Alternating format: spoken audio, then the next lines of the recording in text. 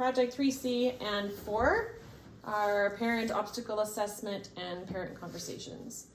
So part of my project for my training is assessing obstacles that the parents might have in being available or have the capacity for the working on the guiding relationship, doing RDI. I think for us, we have pretty few significant obstacles. Definitely the biggest one for us is scheduling, given how busy we are. Yeah, particularly for you. Yeah. I would say that both of us exhibit typical engaged guiding with the other children. I don't think we have a deficit in how we are able to have that relationship with the other neurotypical kids. It's only with Grace and because of her vulnerabilities. I would say we both need to be mindful of scheduling and committing to reviewing the materials. That's always a bit, it's like, because it's a bit dry, the stuff that we're posting. It's important, but it's definitely dry. So I think that what might help is some of the stuff, like we've started working on co-regulation, and we're going to talk about that. Our next discussion will be about scheduling. And I think if I go over it with you and just kind of explain some more of it and how I've already come to understand it, that'll probably be really helpful. If we provide the right training environment, will the parent make progress? Yes, there is no reason either you or I will not progress as guides. Grace's autism and its associated vulnerabilities and behaviors have prevented her from being able to be guided appropriately by either Julia or Sarah, although they both exhibit typical attached relationships with the other two kids. It seems obvious that Grace's lack of motivation to engage has dramatically impacted their relationships and Grace's overall quality of life and development. And again, we've seen some pretty significant improvement in that as we've already tackled some of these obstacles. So one of them was her overscheduling, which never would have occurred to us that she was even overscheduled. But when we were forced to already less than the other ones. It was already less than you typically see. But then, as we've discussed multiple times now, we pull it back. We're forced to pull it back, and she's more engaged. She's more available. She's more flexible. She's more interactive. She's seeking us out more. Yeah, she initiates more. It's been really off the charts amazing actually to be able to see that, because we would never have allowed her to pull back that far. So that would be considered for her one of the obstacles, is that she needs a really slowed down environment at this point so that she has the capacity to engage with us and work on that development. I don't think we really have much for trauma or grief. I mean, we worked through some of that years ago already. Julia and Sarah are both well grounded with regard to Grace's difficulties. While moments and days of frustration are admitted, Julia particularly feels she is honored to have been trusted with a child with such high needs and is excited about the hope for the future as they work together. Most of the time we're assessing, initially our family is really in a crisis or in a grief state, and we kind of went through that already years ago already, and kind of came to accepting this is where we are, this is the direction that we're heading. So it's not a huge issue for us at this point. I do find, so one of the questions is, how does the parent, so I speak for myself, respond to consultant and guidance? When do they show the most ability to transfer what you are trying to transfer, and what is most helpful in promoting the apprentice transfer? And I find definitely understanding the material is crucial, because it's kind of deep and dry. Even though I find it interesting, it takes me a long time to process it. So when I go, that's why it's taking me so long. Rereading and watching the videos. Okay, I have to integrate this fully to be able to process it completely. So that's why I think even for you, once now I understand what co-regulation is. Now I understand which direction we should head next. For us to sit down and go over it together is probably super helpful. Time and wrestling with the material to get a solid grasp on it is definitely what's been slowing me down in one sense. I find we don't have time for the purposes of the project to show you my video from the RDA, but my observations for myself were that I'm too fast. I talk too fast. I give her instructions too quickly, and I've always known that. But being able to see it in the assessment was super interesting, because I'll show you your clip where I think you were really quite awesome. Your pace was better, and you were more expressive. We want to see even more, because what we want to do is motivate her to respond. There's a few more ways we're going to learn to do that. We're not going to go through all of them at once, but from watching my clip and then your clip, then I came up with my hypothesis for the second clip to see, are we on the right track? And I'll show you, and it looks like we are. I'm going to show you your clip because I think yours was this particular activity was quite successful, and I'll tell you why I think it was pretty successful. First of all, this action was a non-verbal cue for her. Mm-hmm. You didn't just sit there and talk to her. Mm-hmm. Yep. You're relaxed, and you're almost always having fun. We want you to choose any balls and No. More jokes I could use next time. Yeah, this one keeps erroring for me. Shoot, I might have to reload it. 21. Hold on.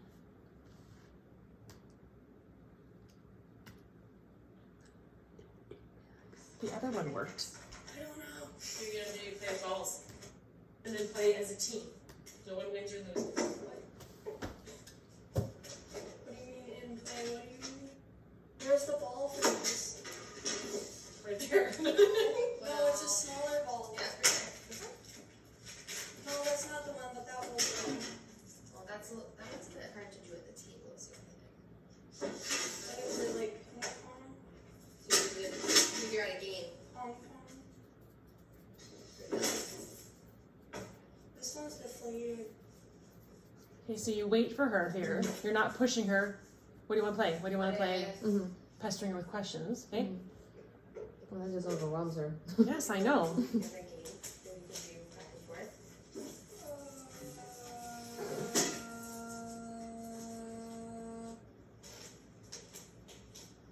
I don't know. What if we pass it back and forth and you can only use one finger? Okay. So you're giving her, these are all terms that you're going to get used to. You're giving Okay. her a role Okay. and a specific role, and that's totally within her ability to manage. And you're having fun. And to see the variations you're naturally including because you're playing a game, you're not just straight back and forth. Mm-hmm. Yeah.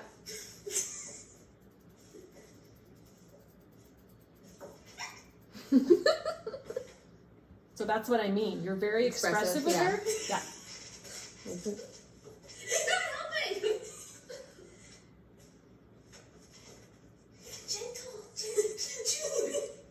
So when you're giving her feedback on her actions, it's fun. You're saying, "Oh, gentle, gentle, gentle." So she's going to be thinking about, "I'm being too rough. I'm being too fast," and that's helping her with her body awareness. Mm-hmm. Get out of bounds.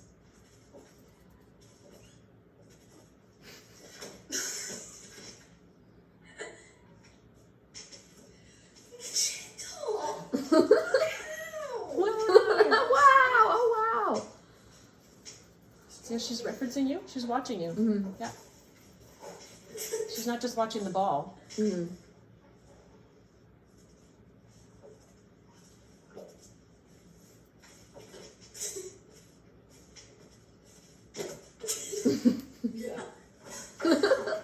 Okay, so in my mind, super successful activity. And one of the other things I didn't mention, we're talking about parent obstacles, but there's also like student obstacles. And when we are planning engagements with her, and we'll talk about this with scheduling, we want to set her up for success. So what that looks like, I'm going to show you in the next video. I don't try to do any activities with her when she's tired, Yeah. hungry, or on the days when she comes back from her dad's Mm-hmm. and she hasn't slept. Yeah. So that's why it slowed us down again, because I can't plan something every day. Oh, we're gonna do something every day. It doesn't happen because her capacity isn't there every day. Yeah. So in my mind, what's the value in pushing her? Should have turned off my notifications. Oh well. Making sure that it's called scaffolding, when we're supporting her in various ways that in the future we shouldn't have to support her. But right now we're setting her up for success. We're minimizing distractions. We're making sure she's fed. She's rested. And so that's when I tell you those days she's having a good day. I'm gonna For sure. plan to do something with her today while she's having a really good day, right? Okay, so here you can see she's got the capacity. You know the days when she doesn't look like this. Yeah.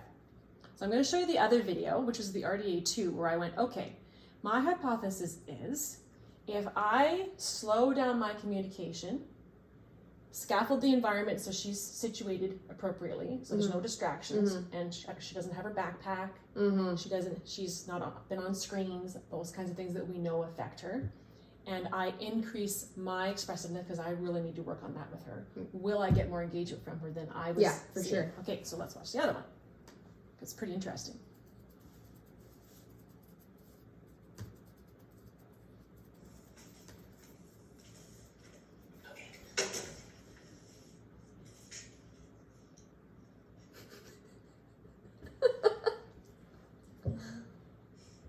Maybe. No. Not again. So I was intentionally slowing down my words and pausing in between Yeah. thoughts Yeah. to give her a chance to go, basically, what are you going to say next? Yeah. And pay attention Mhm, rather than that's right. overwhelm her with information. Okay? I learned about that in school. Yeah. When you're doing presentations and teaching. You Great. go too fast, you get. Yeah. Gloss And over. so add that, compound that by 100 for a brain that's filtering that much at one time. Mm-hmm. I don't know. See, she's having fun Mm-hmm. with this, hey? Here. Oh, I don't know. You just take that one. Suddenly you look more like me. Good. Or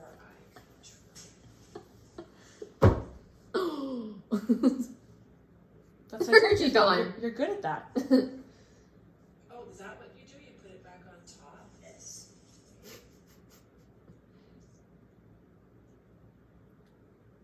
It was a judgment call allowing her to keep the blanket, Yeah. but I think For it was sure. the right I don't move. know for the ones that are actually loose. Oh, is that what you do? Jeez, Mom. Yeah, but so providing her that feedback Yeah. gives her an important role in the activity. Yeah, for sure. Whereas it's like, oh, Yeah. no, or I don't care, or whatever. Oh, Yeah. really? Yeah. Interesting, because then she feels like she's Mhm. contributing in an important way, and that's Mhm. huge, okay?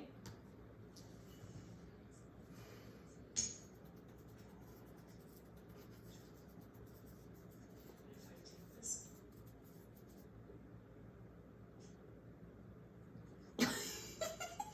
So that's interesting too, though. So she's obviously yawning and tired, Yeah. and you know that she often shuts down then, but she didn't. Mm-hmm. She kept going. We won't watch the whole video because it's too long, but she kept going through the whole activity, helped me clean it up, and even when it was uncertain or it fell down or whatever, she didn't. Because she even said before the activity, I get anxious about this game because of the crash. Mm-hmm. So I was kind of like, well, maybe this isn't the right one, but she didn't. She was great. So it was totally set up where she was set up well for it. Whatever differences I was trying to make are You're helpful. helpful. Mm-hmm. And so, with that in mind, then the hypothesis was, okay, we're going to start by slowing down communication, increasing expressiveness, making sure she's scaffolded properly for the activities, and then we'll see where we go from there. Okay? All right.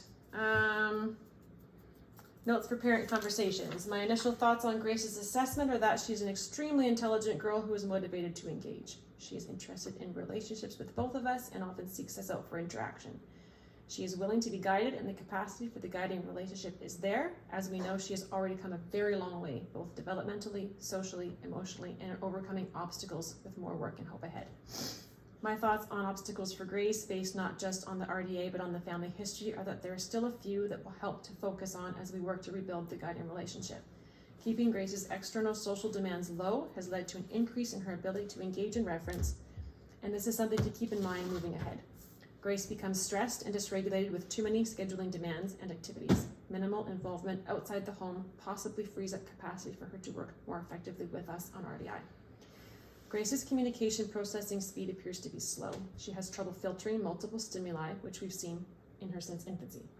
Reducing distractions, working on a slower communication pace, which we will discuss, or we already have.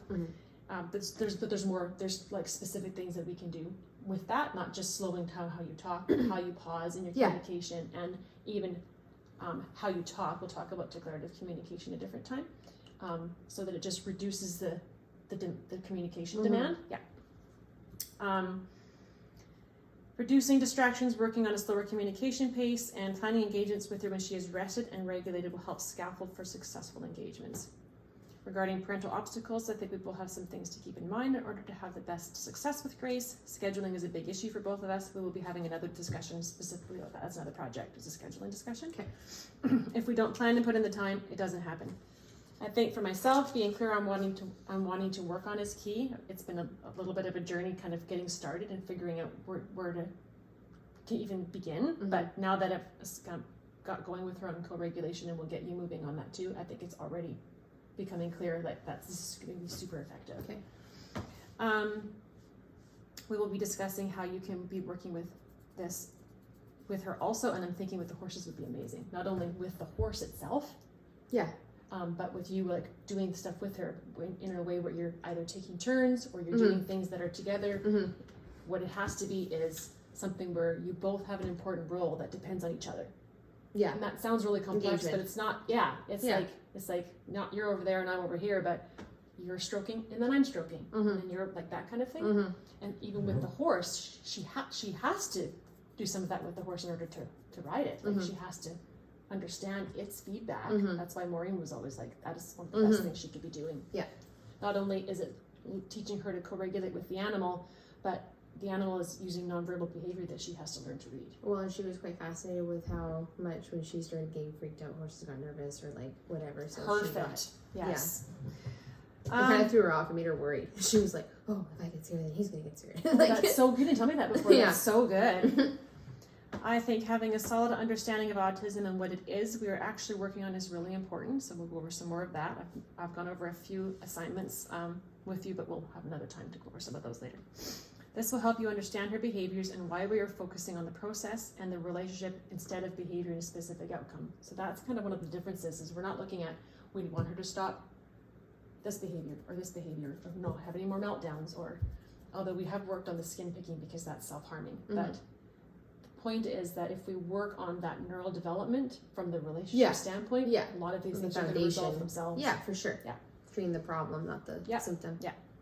My second RDA with Grace indicates to me that we're on the right track with slowing communication, scaffolding a low stimulus environment, and amplifying expression. She referenced to me more often and more smoothly and was not distressed at moments of uncertainty or having to wait. So we will go over later, but our first assignments that I've assigned already, I've been working on already, are understanding autism, what actually it is, what actually the deficits are, and then moving forward on co-regulation and assessing the communication environment. So we'll work on that somewhere. Okay, a different time. Okay. Good. Any questions? No. Okay.